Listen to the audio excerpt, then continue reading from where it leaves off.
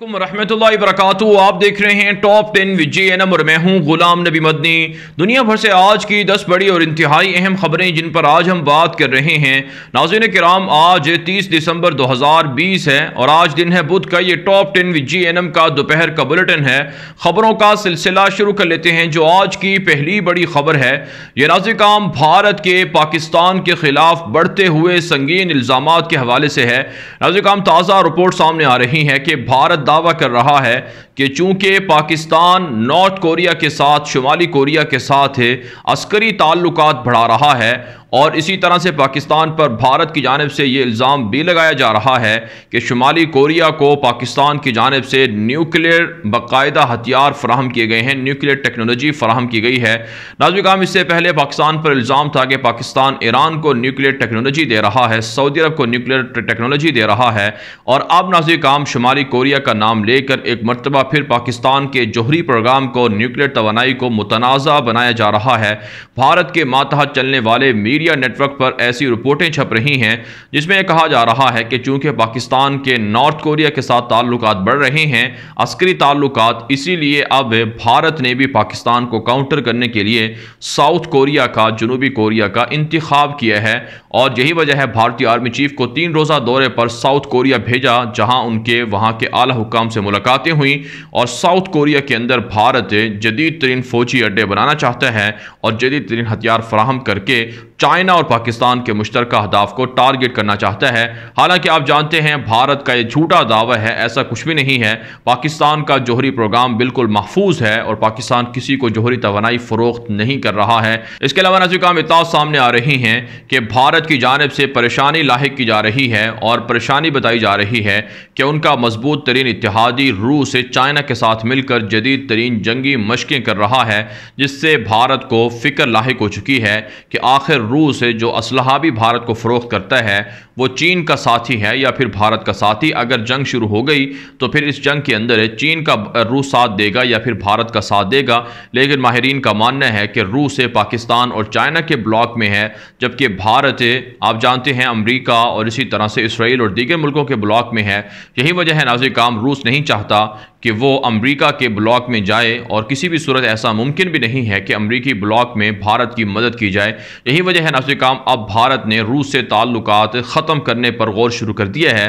रूस से असलहा भी नहीं ख़रीदा जाएगा बल्कि पाकिस्तान और रूस के ताल्लुकात में इजाफा हो रहा है। पाकिस्तान को रूस अस्करी तौर पर जदीद तरीन टेक्नोलॉजी भी फराहम कर रहा है, S-400 मिसाइल सिस्टम भी फराहम करेगा और भारत के खिलाफ पाकिस्तान रूस से मदद लेकर मजबूत से मजबूत तर हो रहा है। आगे बढ़े नाज़रीन किराम, जो आज की दूसरी बड़ी खबर है ये भारत से है।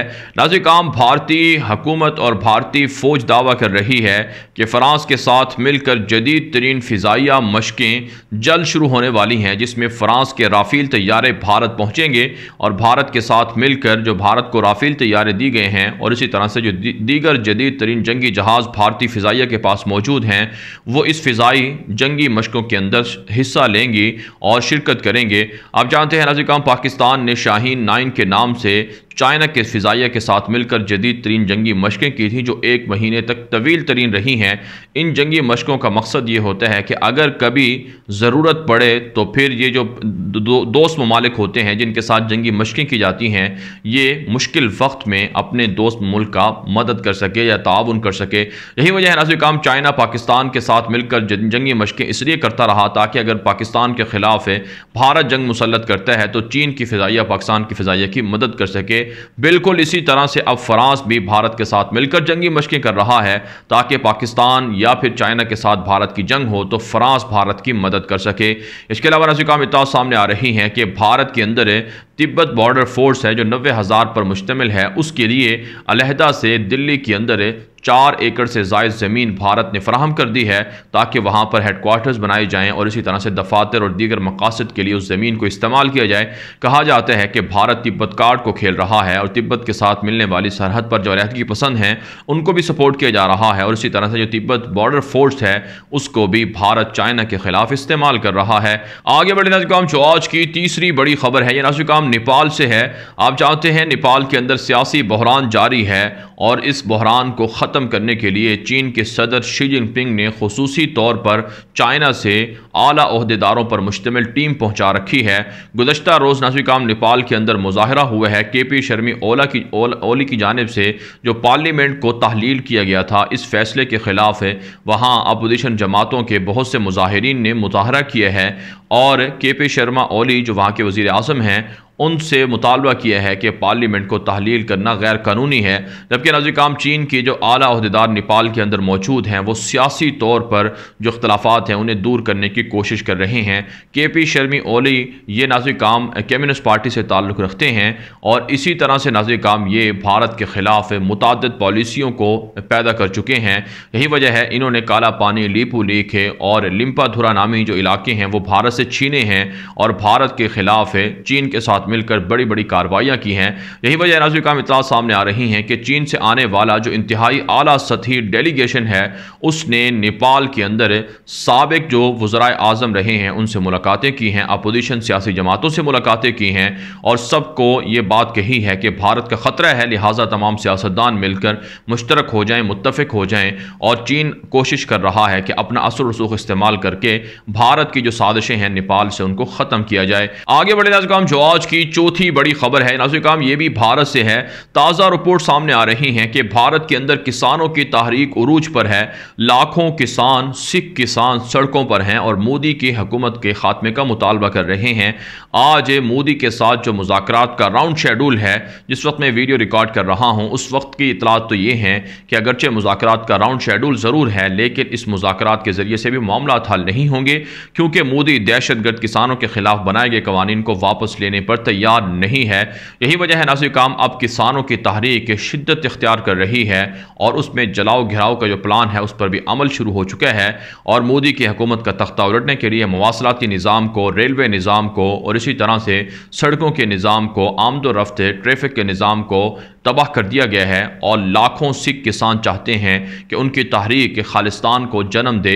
यही वजह है दुनिया भर के अंदर बसने वाले सिख इस कम्युनिटी का जो सिख कम्युनिटी है वो इस तहरीक का हिस्सा बने हुए हैं। और अब तो नाज़रीन काम भारत के अंदर जो अपोजिशन जमातें हैं जैसे कि आप नामी पार्टी है उसने दिल्ली के अंदर जो किसान हैं उनको वाईफाई और दीगर सहूलियात भी फराहम करने का ऐलान कर दिया है और कांग्रेस जैसी अपोजिशन की बड़ी जमात भी सिखों को, किसानों को सपोर्ट कर रही है, जिसकी वजह से मोदी हुकूमत शदीद मुश्किलात में है। कहा जाता है कि भारत की इकॉनमी को तकरीबन 30 खरब रुपए से ज़ायद का नुकसान हो चुका है लेकिन मोदी अगर इसी तरह से इक़्तिदार में रहे और मज़ीद एक माह तक किसानों की तहरीक जारी रही तो भारत की जो इकॉनमी है, मईशत है, उसका बहुत बुरा हाल हो जाएगा। लिहाजा मोदी को चाहिए कि किसानों से मुज़ाकरात करे और मामलात को हल करे। साथ साथ नाज़रीन काम इत्तला सामने आ रही हैं कि भारत के अंदर मुस्लिम दुश्मनी उरूज पर है। रियासत के मातहत कुछ ऐसे मदारस चलाए जाते थे उनको बंद कर दिया गया है। ये दीनी मदारस थे उनको सुकूनों के अंदर कन्वर्ट करने का ऐलान कर दिया गया है। आगे बढ़े नाज़रीन काम जो आज की पांचवी बड़ी खबर है नाज़रीन काम अफगानिस्तान के मामलात के हवाले से है। ताज़ा रिपोर्ट सामने आ रही हैं कि काबुल हुकूमत ने दावा किया है कि मज़ीद 300 फौजी कमांडोज तरबियत हासिल करके तैयार होकर अफ़गानिस्तान की फ़ौज में शामिल हो चुके हैं। आप जानते हैं नाज़रीन काम गुज़श्ता 1.5 महीने के दौरान 100 से ज़ायद काबुल फ़ौजी तालिबान के हमलों में मारे गए थे। यही वजह है अब धड़ाधड़ नई फ़ौज को काबुल हुकूमत तैयार कर रही है ताकि तालिबान के ख़िलाफ़ इस्तेमाल किया जाए। कहा जाता है कि गुज़श्ता 1 साल के दौरान तालिबान के हमलों के अंदर 1500 के लगभग फ़ौजी मारे गए हैं और इसी तरह से 2000 से ज़्यादा फ़ौजी ज़ख्मी हुए हैं। अफ़गान तालिबान का दावा है कि उनकी फतूहात में इजाफा हो रहा है। आज भी नाज़रीन काम जो ताज़ा रिपोर्ट सामने आ रही हैं कि मुख्तलिफ सूबों से तालिबान के सामने तकरीबन 18 अहलकार सरेंडर हुए हैं और इसी तरह से नाज़रीन काम तालिबान के हमलों के अंदर 11 लोग मारे गए हैं जबकि तालिबान ने मुतअद्दिद चेक पोस्टों पर कब्जा करने का दावा भी किया है। साथ साथ नाज़रीन काम इत्तला सामने आ रही हैं कि काबुल हुकूमत भी दावा कर रही है कि मुख्तलिफ फ़िज़ाई हमलों के अंदर तालिबान के 30 से ज़ायद अहलकारों को मार डाला गया है। जबकि तालिबान तर्जुमान ज़बीहुल्लाह मुजाहिद ने कहा है कि हमले निहत्ते शहरियों पर हो रहे हैं, उनके खिलाफ नहीं हो रहे हैं। निहत्ते शहरियों को कत्ल करके, शहीद करके दावा काबुल हुकूमत तालिबान को मारने का करती करती है, जो काबिल मजम्मत अमल है। और साथ साथ नाज़रीन किराम बैनुल-अक़वामी मुज़ाकरात के हवाले से तैयारियाँ शुरू हो चुकी हैं। 5 जनवरी को बाकायदा मुज़ाकरात दोहा के अंदर दूसरा जो राउंड है वो शुरू होगा। तालिबान ने कहा है कि काबुल हुकूमत संजीदगी का मुजाहरा करे और जल्द से जल्द नतीजे पर पहुंचे ताकि जंगबंदी भी हो सके। आगे बढ़े नाज़रीन, जो आज की छठी बड़ी खबर है, यह नाज़रीन तुर्की से है। तुर्की के वज़ीर ख़ारजा ने रूस का दौरा किया था, जहाँ रूसी वज़ीर ख़ारजा लाफ्रोफ हैं उनसे मुलाकात की है और सरगई लारोफ से मुलाकात की है। कहा जाता है कि रूस और तुर्की के ताल्लुकात में इजाफा हो रहा है। तुर्की के वज़ीर ख़ारजा की जानिब से कहा गया है कि अमरीका रूस से ख़रीदे हुए S-400 मिसाइल सिस्टम की वजह से पाबंदियाँ लगा रहा है, जो काबिल मजम्मत अमल है। हम अपने हुकूक का तहफ़्फ़ुज़ करेंगे और किसी की धमकियों में नहीं आएंगे। हर मुल्क से असलहा भी ख़रीद सकते हैं, ताल्लुकात भी बना सकते हैं। जबकि नाज़रीन शाम के अंदर तुर्क फ़ौजों की कार्रवाई के अंदर मुतअद्दिद कुटबागी मार डाले गए हैं और मुतअद्दिद कुटबागी सरेंडर हुए हैं और गिरफ्तार कर लिए गए हैं। इसके अलावा नाज़रीन तुर्की की इकॉनमी तरक्की कर रही है, मईशत तरक्की कर रही है। तुर्की की करेंसी लीरा काफ़ी मजबूत और बेहतर हो चुकी है, जो एक तरह से मुस्बत इशारा है तुर्की की तरक्की का।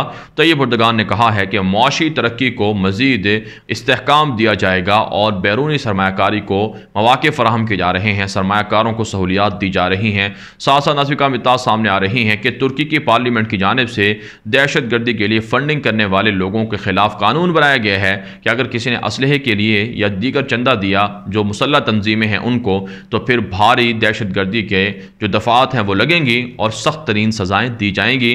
जबकि नाज़रीन तुर्की ने यूरोप के साथ भी ताल्लुकात बेहतर करने का फैसला किया है, लेकिन यूनान धमकियों से बाज नहीं आ रहा है। तुर्की ने कहा है कि वो अपने मिशन को जारी रखेंगे और जो बाहर अस्वद के अंदर, बाहर मुतवस्सित के अंदर पेट्रोल और गैस के ज़खायर हैं उनको तलाश किया जाता रहेगा। आगे बढ़े नाज़रीन, जो आज की 7वीं बड़ी खबर है, यह नाज़रीन इसराइल से है। ताज़ा रिपोर्ट सामने आ रही हैं। इसराइली अखबार यरूशलेम पोस्ट ने दावा किया है कि सऊदी अरब के साथ इसराइल के ताल्लुकात बहाली में मज़ीद 1 साल लग सकता है। इसके लिए इसराइल कोशिशें कर रहा है। नाज़रीन आप जानते हैं पहले ऐलान किया गया था कि आने वाले चंद दिनों के अंदर ट्रंप इंतज़ामिया ही इसराइल और सऊदी अरब के ताल्लुकात बहाल करवा देगी, लेकिन अब इसराइल भी मायूस हो चुका है और इसराइलियों के प्लान भी नाकाम हो चुके हैं। सऊदी अरब ने इसराइल को तस्लीम करने से इनकार कर दिया है। कहा जाता है कि उसके पीछे पाकिस्तान के जनरल राहील शरीफ और पाकिस्तान की हुकूमत और फ़ौज का इसमें बड़ा किरदार है कि सऊदी अरब को रोका है कि इसराइल को तस्लीम करने से सऊदी अरब की सलामती ख़तरे में पड़ सकती है और पाकिस्तान भी मजबूरन सऊदी अरब के साथ अस्करी ताल्लुकात ख़त्म कर सकता है। यही वजह है नाज़रीन अब इसराइल को सऊदी अरब भी तस्लीम नहीं कर रहा है और पाकिस्तान के खिलाफ जो झूठे दावे थे वो भी खुलकर वाज़े हो चुके हैं कि वो झूठे दावे थे और महज प्रोपेगेंडा था। साथ साथ नाज़रीन इत्तला सामने आ रही हैं कि इसराइल की जानिब से दावा किया जा रहा है कि आने वाली जो बाइडन इंतज़ामिया सऊदी अरब के खिलाफ पाबंदियाँ लगाएगी और टफ पॉलिसी इख्तियार करेगी।